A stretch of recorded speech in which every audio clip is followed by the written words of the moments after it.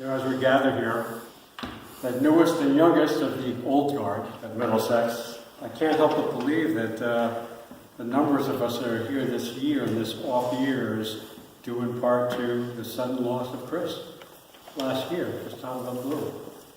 We just had to reconvene to say goodbye. And I'm going to speak very briefly about my thoughts about Chris. I will also speak for Charity and Charlotte, who've asked me to make some comments on their behalf.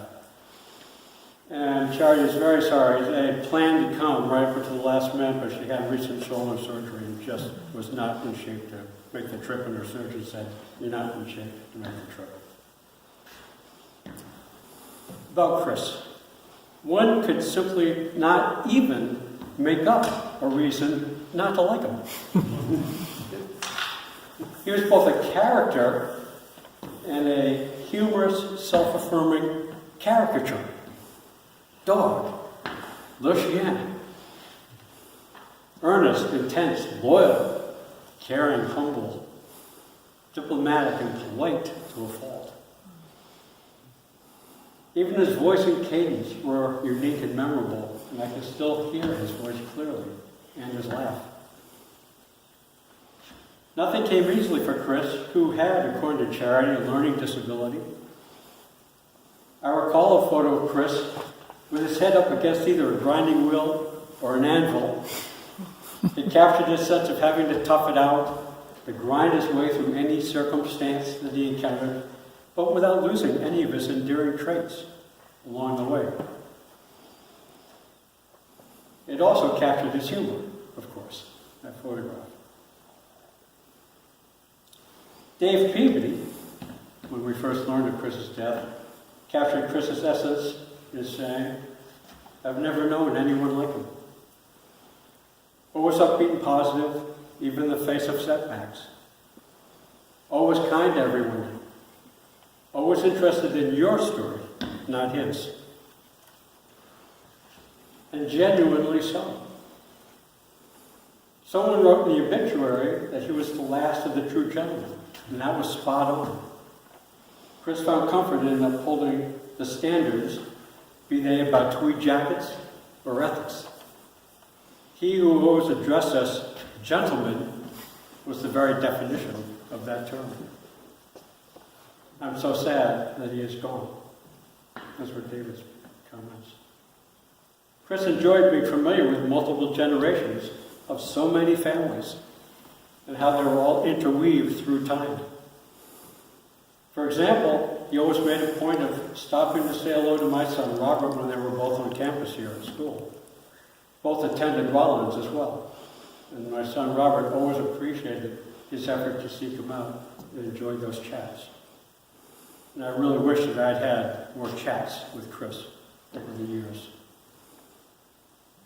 Chris's widow, Charity, had planned to attend, but she wanted us all to know how incredibly moved and thankful she is for the outpouring of letters, for the, quote, lifeline of financial assistance our class provided, and for the thoughtfulness of this memorial service. She also wanted us to know how evident it was that during the 37 years of their marriage, that Middlesex School and his classmates accounted for some of the happiest years of Chris's life. He felt accepted and valued here. Any memory of the school or of any classmate always brought a smile to Chris. Charity is simply overwhelmed that 50 years did not diminish those bonds and the bonds of friendship with this class. But here's what Charlotte wrote, his daughter, who herself has been struggling with a serious injury and is still receiving electrotherapy for her brain. "I so wish that we could be there with you all. In honesty, I don't know how strong I would be able to be. Losing my dad is something I'm still trying to process. The truth is, I still cannot believe this happened. I just can't reconcile it. I probably never will. I keep thinking about when my dad was a boy. I found an old shoebox with photos from his youth, and there's one that is quintessentially him. It captures his lighthearted essence to a T. His mother is sitting in a chair, her ankles perfectly crossed as a lady must. Her back as if a rail had been inserted in her spine. My dad's brother is standing at attention beside her. Neither of them are smiling. Then there's my dad. He's standing there off to the side, smiling widely with the family cap placed upon his head. That was what is so remarkable about my dad. He grew up in a home where the napkins were pressed, blue jeans were not allowed, and everything was formal. He was Christopher, never Chris. Yet the rigidity didn't faze him. He kept the good parts, the ascots, the gentility, the culture and the three-piece suits, and went out in search of a life of warmth and belonging. He found that at Middlesex. You gave him a real home, a place to belong and feel bonded by the communal experience of being alive and in search of something greater than oneself. At Middlesex, he laughed at meals in the dining hall, met friends who loved to joke as he did. His love of learning and debate was fostered amongst true peers. What helps me to be okay when the waves of grief destroy my equilibrium is the knowledge that there was a time in my dad's life when his beauty was finally recognized and embraced. His time at Middlesex gave him the camaraderie he always dreamt of, and of the legacy of your special class helps me to sleep. 4, I get to tell myself that while my dad's adult life had many trials and disappointments, there was a period in his life when the world was perfect and good, and everything was as it should be. Thank you for giving my dad this gift. We miss him more than I can express. A hole has been ripped open in my universe, never to be repaired. But the goodwill, kindness, and generosity of you has warmed our hearts and touched us more than you can ever know. To the brotherhood of man, as my dad would say. Peace be with you in gratitude, Charlotte. I personally believe in the value and purpose of heritage and traditions. Without them, Middlesex would not remain the powerful force that it is to build for the future in honorable ways. Chris loved Middlesex, and the heritage that brings us back here time and again was indeed greatly enriched by him. Thank you, Phil. You and Charlotte really have brought Chris back into this place with us. Is there anyone else who'd like to say any words about Chris or any of the classmates whose names we read, Charlie? Thank you. Thank you, Phil, for those words. I think they were very evocative. What I'd like to add is our thanks that Hugh Fort Miller is able to be here with us with the class to remember Chris, because in my mind, one of the most iconic pictures and memories is the picture of Chris that's in our yearbook that shows him acting, and I can't remember whether it was Our Town or Milk. It was. He played Howie Newsom, the milkman, in Our Town. And quite honestly, you're right. It was one of the very best supporting roles ever played here. He did it with such grace and affection and confidence, and it was a remarkable piece of work, and I can imagine it was important to him. And Yeah. looking back at the picture, I think it's important to all of us. Yeah, I'm not surprised. I would only add that I know you've all had the same experience, but what has struck me about Chris over the years as he comes to the school, never did we have an occasion to meet when he didn't put out his hand, grab you by the arm or by the elbow, bring you in, and ask you a question and want to know what you thought about X, Y, or Z. And it was just sort of a personal connection, a way he had of treating us as individuals that was extraordinary. So you were fortunate to have had him bring you together and fill your words were terrific. Thank you. I think there's no question that the reason we had such a turnout, a big piece of the reason why we had such a turnout last year for our 50th was Chris. He was always at the center of the hub, keeping everything connected in that way. And our town, for a lot of reasons, I think you know this, but I've done a lot of plays in my time, and that production remains special and one of the most important pieces of theater to me right here. And Chris was a critical part of that. Yeah. The effort that he put into mastering that role and making us believe that that horse was real was phenomenal. And as I said when we were sending emails around after we heard the news, the other theatrical experience that I remember with Chris, when we were taking Hugh's drama minor senior year, we were doing a scene from Romeo and Juliet at the beginning where a bunch of servants get into a fracas. And it took Chris a while to get into the spirit of the thing, but when he did, this confrontation between rowdy servants with swords bashing away at each other was really quite memorable, and he had, I think, a lot of fun with that. Sometimes Chris was so serious about things that it was really lovely to see him relax and really get into some of the horseplay.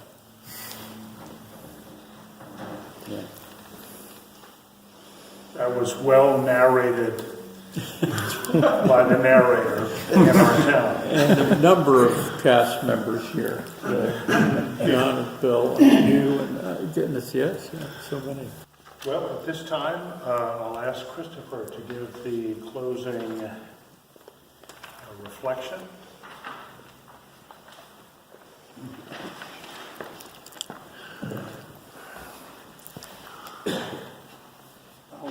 I'll start this by saying that there are a number of small miracles in life for which one can be grateful. And one is, when Mark had asked me if I would create a meditation or a reflection to close this, I had an idea right away, and that was, it popped into my head, a walk with Chris in the Estabrook Woods. But I wasn't really sure how to introduce that idea. Well, last week, Gordon Wansley, our classmate who unfortunately couldn't be here, sent several of us a poem that he wrote about Chris. And it's based partly on his last walk with Chris. Voila. I'd like to read you that poem, and then I'd like to offer everyone a chance for your own brief imaginary walk with Chris, during which we might even catch a glimpse or two of one or two historical figures known to have sauntered through the Estabrook Woods. Here's what Gordon wrote. I knew you first when we were building our secret compasses that would take us beyond the circumference of our school. We never saw the finished discs. They slipped somehow into the greater sea that bears us all, though they would rise again in our eyes with all their imperfections and strengths. I left for Europe and didn't see you for years. I missed your wedding and the children that would follow, shadows passing me each night and through the days. The old school with its circle brought us together again, and I remember our final walk down the main road of the town, into the library, past the girls' school, replete with strong hopes and disappointments, memories to strew our shore with signposts. My God, how fragile life is. I picked up one to see what was written, reaching into a pocket for the right glasses. A wind came to take the words away. Chris, I said, what were the words we never saw? Well, my friend, he said, those were the words we will someday see.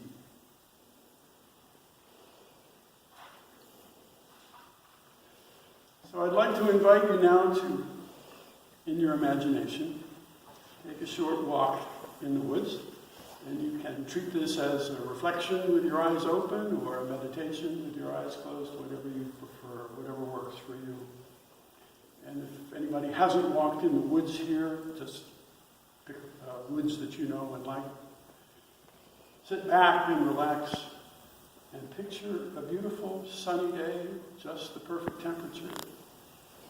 Imagine a path that starts at the edge of the woods. And imagine walking in among the trees with sunlight filtering down through their leaves. Let the scene give you a feeling of renewal, of leaving your concerns behind, just enjoying strolling along the path, noticing details like the feeling of the earth under your feet, or the play of light and shadow on the ground and the trees, or the sounds of bird song. Walk on up a gentle slope. Off to one side in the distance, you can just see the pond with the sunlight reflecting off its surface. And as you walk, let memories and associations come to you.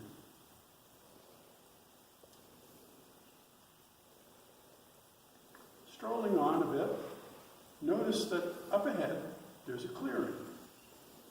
As you get closer, you see 3 figures there at one side of the clearing, deep in conversation. As you approach, you realize that one of those figures is Chris. You've been talking with the other 2 men who look a little familiar, and then you place them. Those are 2 figures from the history of these woods. Chris has been hobnobbing with Ralph Waldo Emerson and Henry David Thoreau. Perhaps it's about Emerson's essay on self-reliance. Perhaps it's about Thoreau's time at Walden Pond. Or perhaps it's just about the beauty of the woods. As you approach, Emerson offers a warm smile. Thoreau may be a little more serious, but both politely reach out and shake your hand. They might even have a word or 2 for you, a bit of advice or insight. And then with the slightest of bows, the 2 old spirits of these woods turn and stroll away down another path, leaving you alone with Chris. Well, my friend, says Chris. And you both start walking along the path, which from this point loops around back toward the school. You find yourselves engaged in quiet conversation.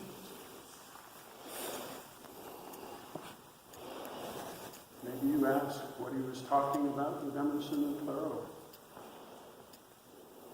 If you find you have some things you'd like to say to him, say them. And he may have some things he'd like to say to you.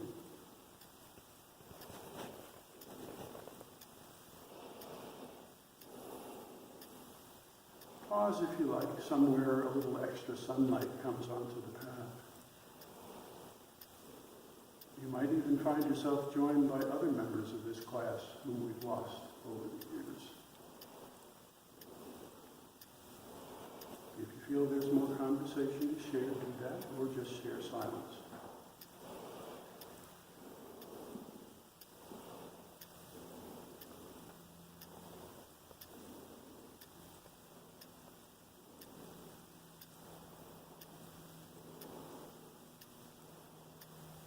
Whenever you feel it's time, share a farewell with Chris.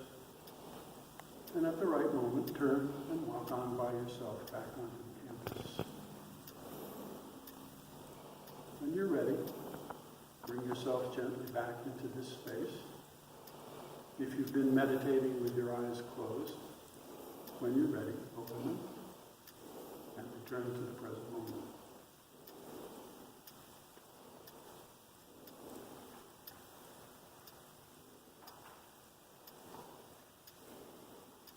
I'll leave you with a few words from Henry Thoreau on the subject of the passage from this life to the next.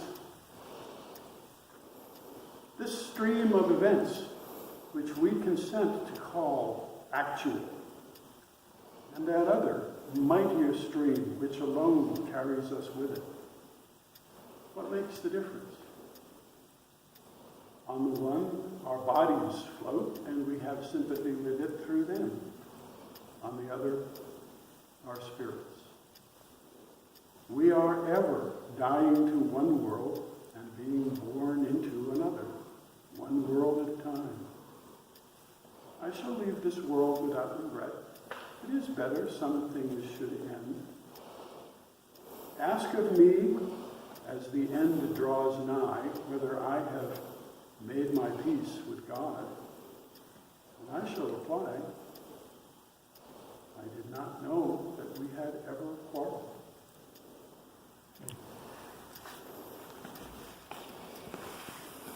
Thank you, Christopher. And I think it's appropriate, since Chris Poth was one of the truly good and genuine people I've ever known, just completely sincere, completely open and genuine, as I said. It's appropriate that we close with hymn number 94, For All the Saints. And let's sing verses 1, 2, and 47. 1, 2, and 7.